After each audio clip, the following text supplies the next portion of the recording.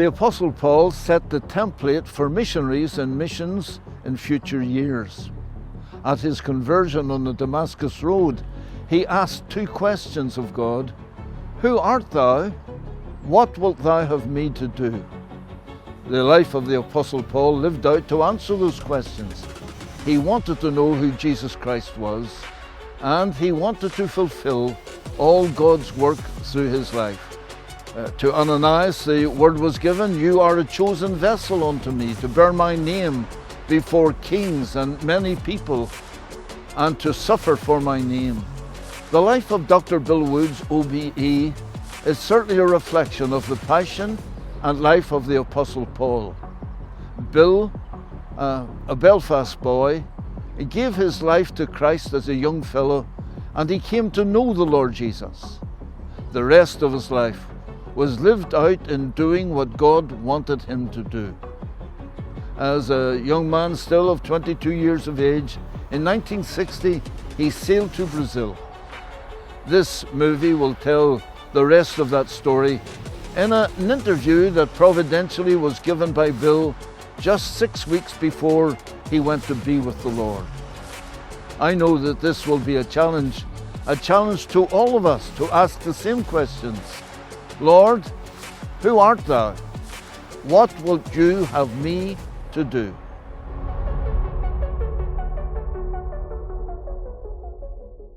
So Dr. Bill Woods, OBE, recognised not just by the late Queen, but also greatly recognised in Brazil through honours and recognition that you've had in the state that you lived in there. Bill, where do you consider home? Is it here in Bangor in Northern Ireland, or is it in Brazil? Well, I was in Brazil for 58 years, and I think today that I feel more at home in Brazil. And my home in Brazil, the doors never closed. There are people coming in all the time, and so it's hard to forget all those years. You told me a wee while ago that you think in Portuguese and you read in Portuguese. Yes, I think in Portuguese, and I have my one-year Bible in Portuguese, and my telephone's all in Portuguese, and my iPad's in Portuguese. Brilliant. What a wonderful way to be so fluent. Yes. People ask about it. Is the language hard to learn? I said no, but the first 50 years are the worst. But it wasn't the language you grew up speaking, because in East Belfast, in Ranelagh Street, when you appeared, yes, you were very much an East Belfast man, weren't you? That's right. Yes, I grew up in East Belfast. Ravenhill, Castlereagh, we moved about a lot. My father used to say he was going to put the wallpaper on with drawing pins so he could take it with us. But it was between the Castlereagh and the Ravenhill Road. And there began a journey that took you, into the centre of Belfast. You went to the Belfast High School. Yes. And knowing you're a doctor now, you must have been an ace student there. No, I was a very bad student. Always. I went to Orangefield Primary School, and I got the cane every day because I couldn't learn my spellings. And the teacher sent me the headmaster. He gave me the cane. Just sent again. The headmaster sent for my mother, but I still can't spell. And then I went to Belfast High School, and in the physics questions, I took 0 3 times, and the physics teacher wouldn't let me back into his class. And my average in Latin, I think, was about 9 in 100. Now, I didn't get the cane in Belfast High School, but I got my mother's shoe every time the report came home. So finally, the day that the leaving certificate was then called the senior certificate, when that results came out, I went into the office to find out, and the staff looked at me and said, "No, you couldn't have passed. The marks you've been getting all year, you couldn't have passed." And they were amazed that I had got my senior certificate. There was no credits, no honours, nothing like that. Simply passed in 4 subjects. To me at that moment it was useless, because I couldn't use it to go on further education. I'd have to start all over again. So talk me through what happened after school, Bill, before we get as far as Brazil. What did you do after school? What age did you leave school? I left school about 17 because I went right through, didn't the senior, we called it senior in those days. I worked for a year and then I went to Bible school. But as a teenager I had no idea, never thought that one day I would be in the Amazon. I remember when I was at Belfast High School, a man came from the educational authorities and he gave a lecture for about 10 minutes of different kinds of employment you could get when you leave school. And then he came down where I was sitting with my friend Billy McAvoy. Billy became the airport manager for a long time at Aldergrove. And he said, what kind of a job would you like when you leave school? We said, we'd like a nice soft one like the one you've got. Did you ever marry? Not yet. Oh, well, there's hope. Tried a couple of times. That's another story.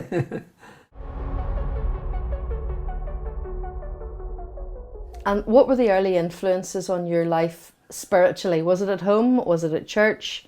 No, the influences on my life was, first of all, when I was 12 years of age, I joined the 30th BB company attached to Orangefield Presbyterian Church. And the officers from the BB and the Sunday school teachers in the Orangefield Church had a great influence on my life. One Friday night they took us to a mission in McQuiston, which was held by Oswald Smith, a famous preacher from Canada.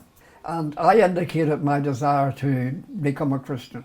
But because I was 12, they gave me a little decision card to write my name on. But certainly the officers and the Sunday school teachers in Orangefield had a great influence, and I knew that I needed to be saved. I just didn't know how to go about it. How did that story develop? 2 years later, when I was 14, my mother and my brother Bob and I were going out to church. We lived in Ravenhill Road, so we're going to Ravenhill Presbyterian. And my cousin arrived, and she said, "Will you come with us, come with me to my church?" And she took us down to the Ravenhill Free Presbyterian Church, and that was my introduction. My mother and my brother were both away from the Lord, so they didn't come back again. But I went back, went week after week, until finally, on the 13th of July 1952, I put my hand up to Peel and said I wanted to be saved. And then I remembered my cousin was in the meeting, and I thought, I know what's happened. She'll run straight up and run right up the Ravenhill Road into the house and tell, and my brothers, they're going to laugh and so forth. So I slept out. But the following Sunday, she was away, and I went in the inquiry room. I was 14, and I asked the Lord to save me. I didn't tell anybody at home, never said a word. But on the Wednesday night, my mother pointed at me, and she said, "You got converted." I said, "How do you know? Who told you?" I was flabbergasted. I said, "Who told you? How did you know?" She said, "Nobody told me." She said, "I saw the difference." I wasn't aware, but the Lord had made a difference in my life. Sometimes if I doubt my salvation, go back to that day and say, well, when I was 14, you made a difference. So the Lord's hand was on it even then. Yes, even then. Shortly after I was saved, there was a missionary meeting in my own church, and the speaker was Mrs. Eads, better known as Jessie Munn, from the Shore Road. She made an appeal and said, "All the young people, you come to the front and say, 'I'm here, Lord, if you want me, send me, I'm willing to go.'" And I was one that went forward. So I went home and told my parents, "I'm going to work in the mission fields." My father said, "Mission fields? You'll be lucky if you get as far as the potato fields." Not a lot of encouragement at home then, but plenty of humour. And I suspect that humour has stood you in good stead over the years. Yes, indeed. So you went to study in Bible college. That was the WEC college in Scotland. Yes, I went to the WEC Missionary Training College for 2 years. And how did you find that? Well, the Glasgow air didn't agree with me, and I was always sick. And at the end of my first term, the staff called me into their sitting room, and they said, "Don't come back. You'll never make it to the mission field." And at the end of my second term, they called me in again and said, don't come back, because you'll never make it. No missionary society with your health will accept you. So I was 58 years in Brazil and they're all dead. School didn't go brilliantly. Your health seemed to be against you. But as you say, 58 years in Brazil later, the Lord very clearly had his hand on you and a path laid out ahead for you to go down. Yes. You went to Brazil to do what? I went to Brazil to work with the Acre Gospel Mission in the interior of the state of Amazonas. And yes, I'm very conscious. I was just an ordinary boy, brought up in a working class family in a parlour house in the Ravenhill Road. And yet the Lord has done so much for me over my life. And it is the Lord, and he has to have all the glory, because I was nothing, just the Lord stepped in. How did you come to be with the Acre Gospel Mission when your health was so much against you when you were at Bible college? They said no one would take you. I know the Lord had a plan for you, but yes, on what grounds did Acre accept you? To do what? Well, the thing is, I knew the missionaries very well from the Acre Gospel Mission.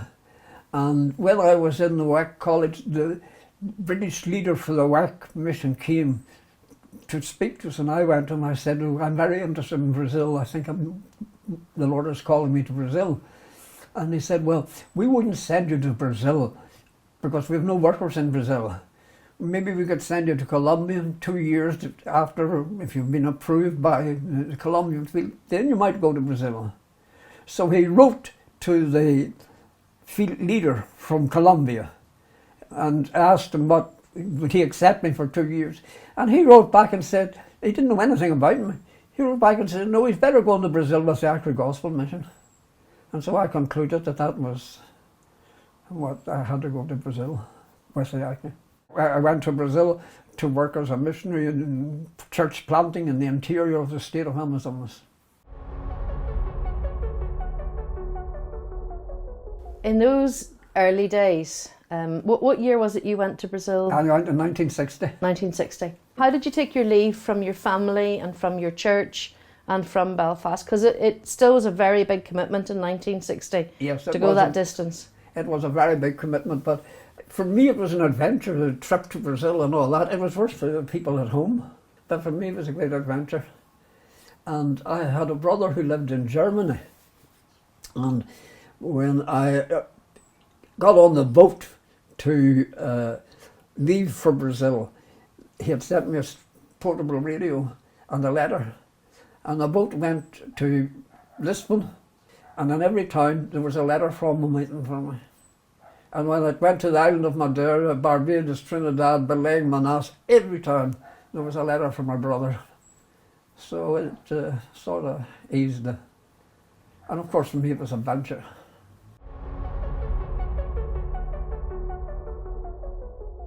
Do you remember your first experience of Brazil? Yes, I remember when the boat came into Belém, we got our first view of Brazil. And the first thing that struck me was I saw a sign for Coca-Cola. I couldn't believe it, but that was in Belém. Where I lived, of course, we didn't have that. But that was right at the coast, the big city at the coast. So the first posting then, you were in, not in Manas, you were in Belém? Yes, I didn't stop in Belém. The boat that I went right up the Amazon, 1,000 miles to the city of Manas. Most people will only have seen anything to do with the Amazon on television or in film.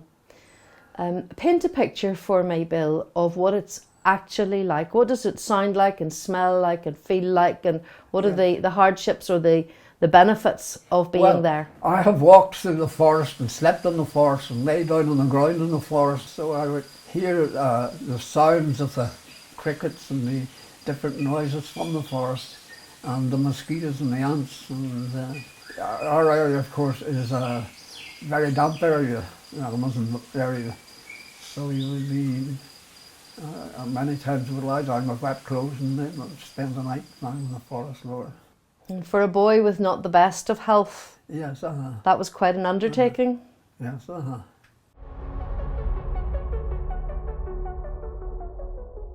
So those early days you were church planting? Yes, I was working. And at one point you realised that you wanted or you needed to have other qualifications. No, I had no qualifications. I'd been to Bible school, but that was just missionary training college. And in our home, we were brought up during World War II, and there were two medicines in our home. One was Fenning's fever cure, and no matter what you had, you were dosed with Fenning's fever cure.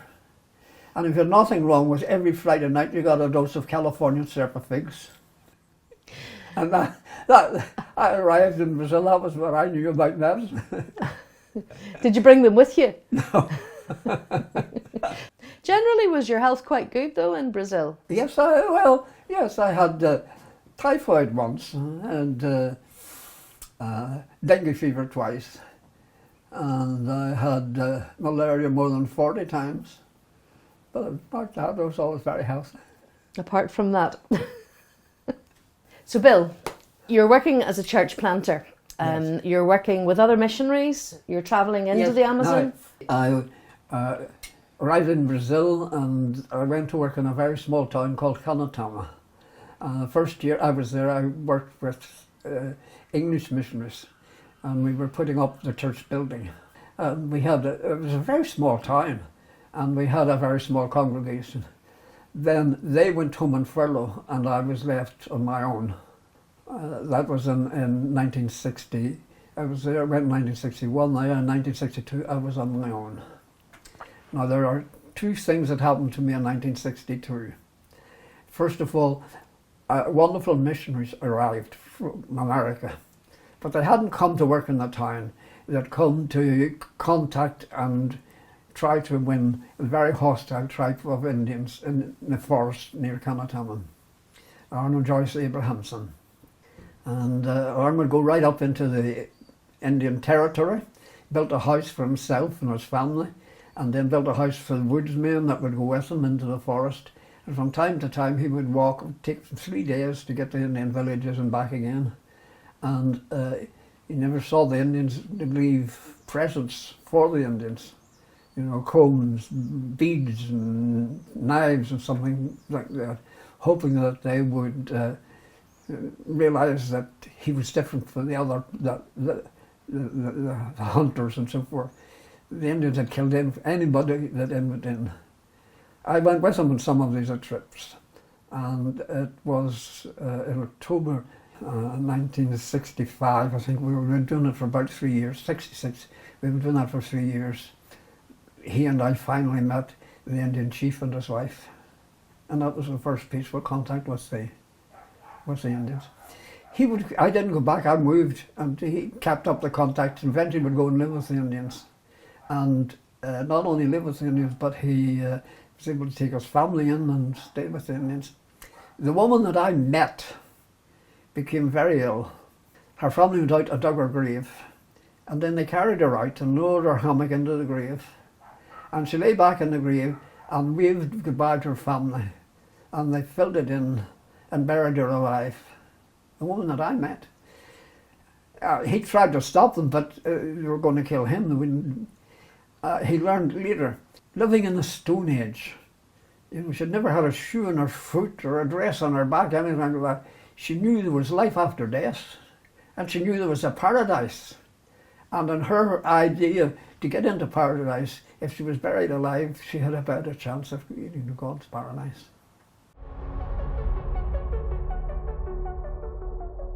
At what point and what happened to change the direction that you were going in? Yes, I said two things happened in 1962. In 1962, I was called to see a young man who had been bitten by a snake. You see, the people I lived with in my first year there, she was a nurse and people came to the house all the time for medicine. She helped. But then they still come to me and they called me. When I looked into the hammock and saw, you know, I knew that he was very seriously ill. If he got to the hospital that day, he would maybe have a chance, but his chances were very little. And I told him, I'm going to send you on the plane to Manas. That's what I can do for you. I'll make all the arrangements, pay your passage and get everything sorted out. A plane came once a week. It landed on the river. We had no runway. The town was just surrounded by forest. If the river was too high, it didn't land. If it was too low, it didn't land. We never knew when it was going to come. So he asked, what day does the plane come? And we said, well, the plane comes on Thursday. And then he asked, what day is today? And it was Friday. So I said, I'm going to pray with you. He said, well, I don't want you to pray. I want you to do something to save my life. Well, Sunday morning, early, I saw his brother carrying him past in his hammock to be buried. And those words come back, do something, do something.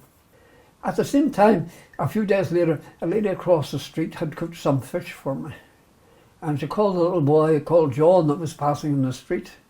And said, "John, come here, take this over to me." And I went to take it, but the plate was an enamel plate and it was too hot.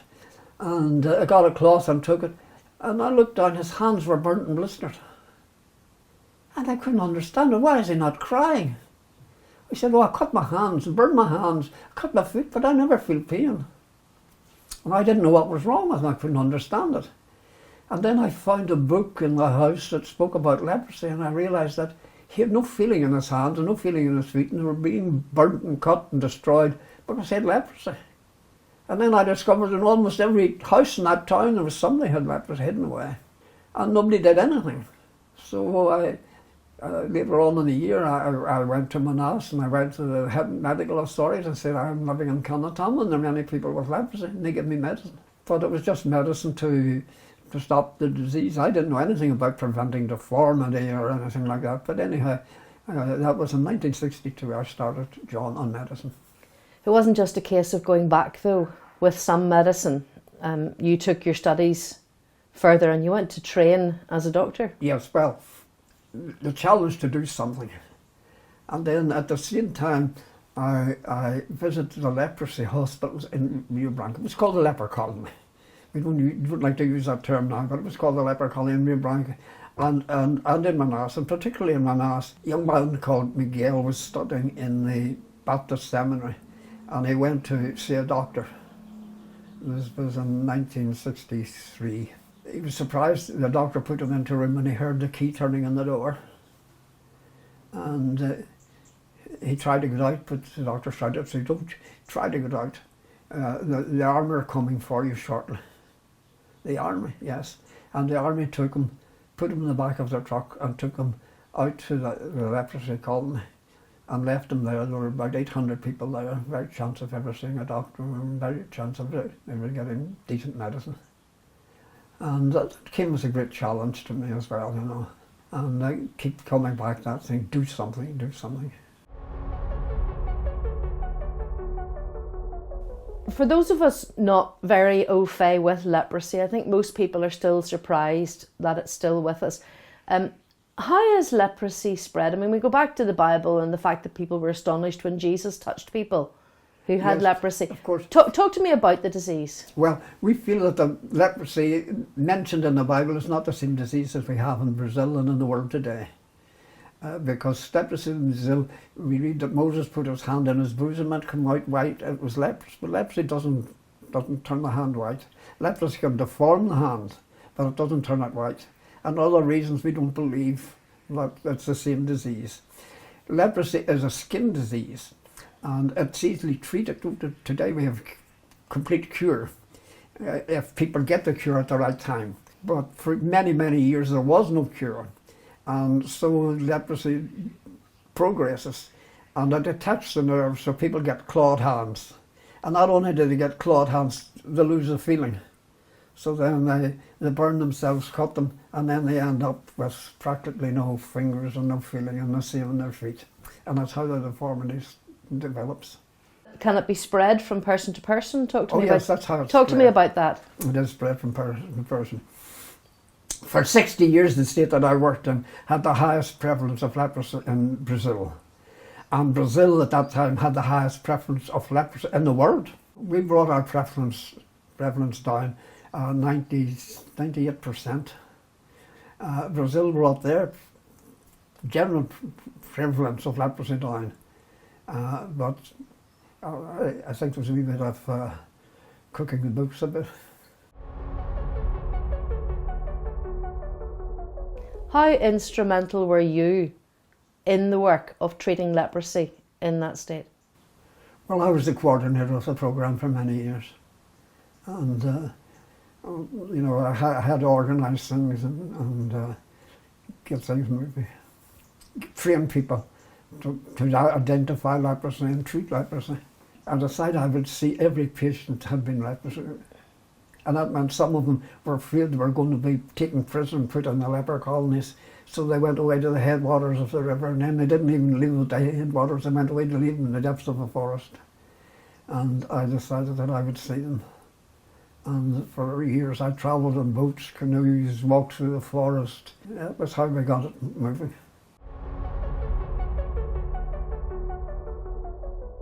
So when that man asked you to do something, Yes. and when that child brought you the fish, Yes, and the something Yes. became a bit clearer in your mind as to what you were being asked to do? I knew that I didn't know anything about medicine. I had to do something. And that was 1962. It wasn't until December of 1967 that I decided that I would make the move and do something. I wrote a letter to the mission telling that I was going to Manaus. I wasn't coming back to church planting work. I was going to stay in Manaus and study medicine. And that was a ridiculous idea, you know, study medicine in a foreign country. Somebody who'd always been a slow learner. How would I get into the university? That was an amazing thing about it all. And I stood praying and said, Lord, should I take the letter to the mission? Should I take to the post office? And a little girl called Forster came to the door. And she said, my mother wants you to know that my sister can't go back to school because she can't walk. When she walks, her feet start bleeding. Several of the family had leprosy. And I said, does your mother want bandages? No. Does she want medicine? No. You gave her medicine last week. Well, what did she want? She just said, you need to know that nobody does anything to help my sister. And I remembered the words, do something. And I took the letter to the post office and sent it off. And going out, the postmistress, Donna Sonia, called me back and she said, there's a letter for you here. And I brought it home. It was a Christmas card. But on the Christmas card, there were these words, where God's finger points, there God's hand will make the way. And it just came at the right moment that I needed it, you know.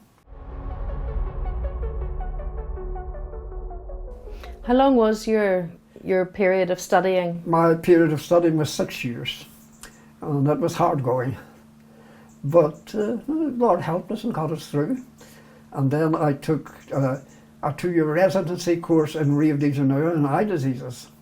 I was particularly interested in eyes because if a leprosy patient has no feeling in his hands and goes blind, he's really very incapacitated and can't find the spoon at meal times and can't find his way around the house. And at that time I only knew of one ophthalmologist that went 1 day a week to a leprosy hospital in Rio de Janeiro.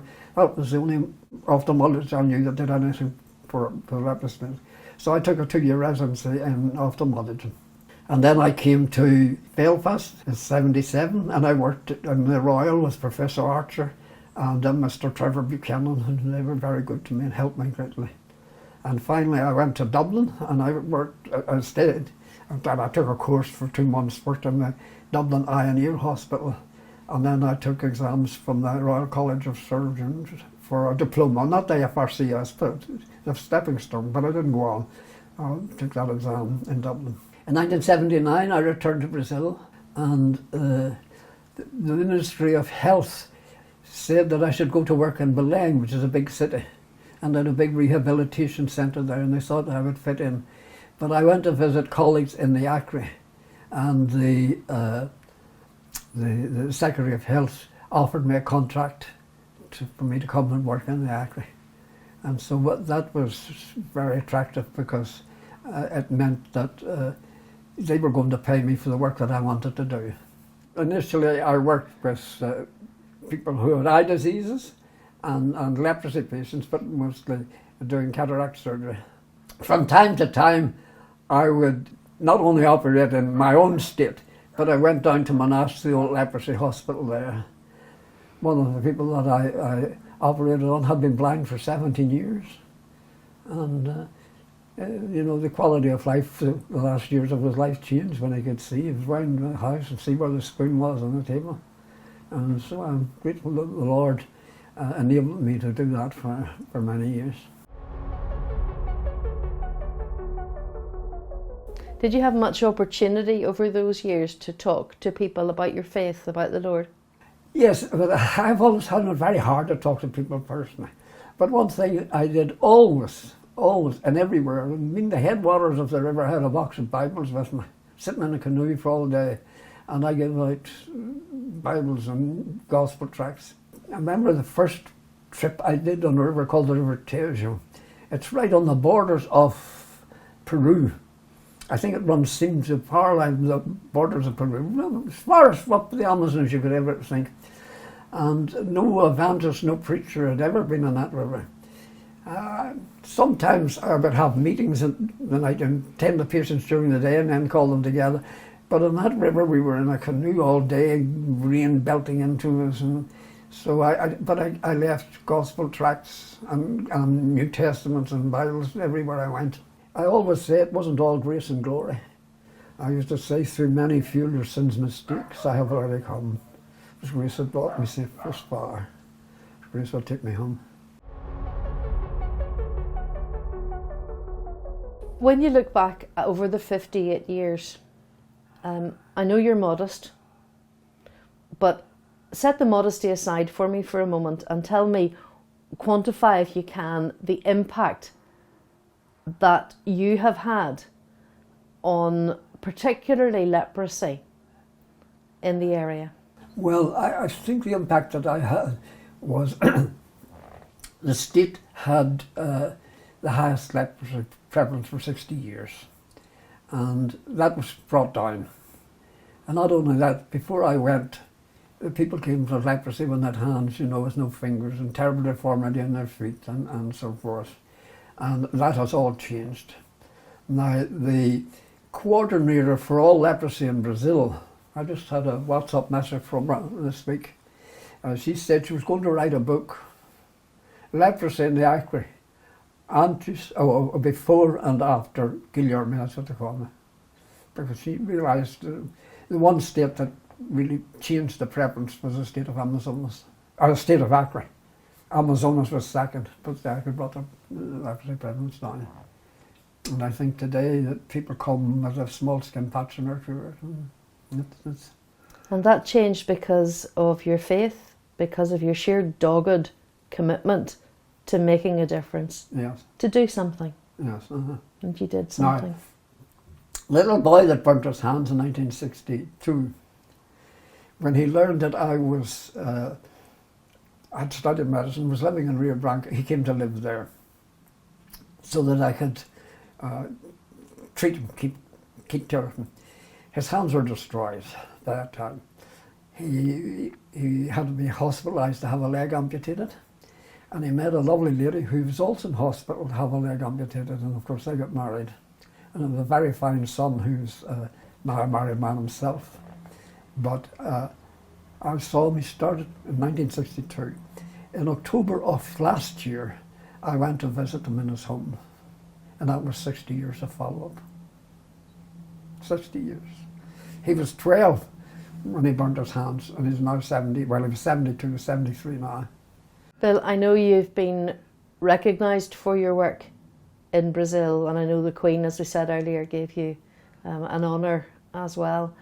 But so many people will want to say thank you because of what you've done and how you've changed their lives.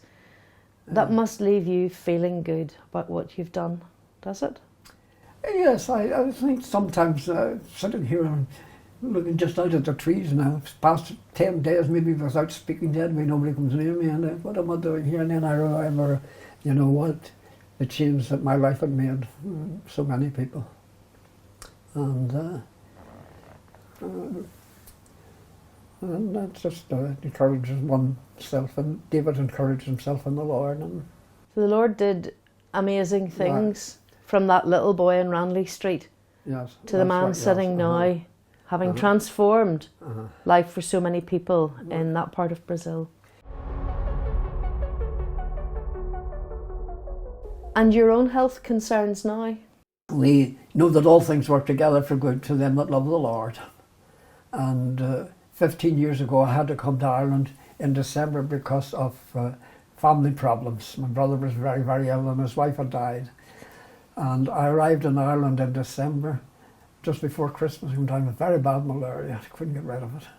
And then I developed a very bad lung infection. So friends took me to Craigavon emergency, and they sent me for x-rays, and then they did a scan of my lung, gave me antibiotics, and that improved. And then they sent me to Dungannon Hospital to do a lung function test. And the doctor there said, the consultant said, well, your lung has certainly improved. So, but he said, don't get up, the nurse is coming to take a routine blood test. Well, I was back in Brazil about 2 weeks when the phone rang, and it was a doctor from Dungannon. He said, I got the result of your blood tests, and you have to see a hematologist tomorrow. It's very urgent. Well, there was no hematologist where I lived. But a week later he rang again. Have you seen the hematologist? I said, no, but I'm going to Sao Paulo next week and I'll see the hematologist. And that routine blood test confirmed that I had multiple myeloma, which is incurable cancer of the immune system. That was 15 years ago. But because of the malaria and the lung infection, I got that diagnosis at a very early stage. And well, that's, the Lord's hand was on that. And how are you doing? Well, at the moment, medicines, chemotherapy I take for the myeloma, for the cancer, it seems to be holding the cancer, doesn't cure it. It stops it from going up very quickly. It still goes up slowly, but very slowly, when I'm taking the medicines I'm taking at the moment. So it's quite amazing. It told me this medicine works for 6 months, and I took it for 2 years and 6 months, and it still worked. And that's the Lord's mercies and the prayers of God's people. He still has his hand on you. Yes, well, He still has a plan. The wonderful thing is that, you know, I told you about the doctor giving me a contract and all. Well, when I was 66, not 65, they put me on a pension. I worked on normally, you know, I could have sat back and done nothing, but I kept working on normally. And I still have that pension in Brazil today. And so I use it to help pastors and build churches and all sorts of things. Bill, it has been an absolute joy to talk to you and an encouragement, so thank you. Yes, the Lord has done great things. Bill Woods is the most humble man I have ever met. Whenever he went to the mission field, because of his skin colour, people thought he was a doctor. He wasn't. He was a missionary. He told people he could pray for them. He did. They died. And he could have done a runner. He could have come back home to Northern Ireland, felt that he was a failure. But that's not what God wanted.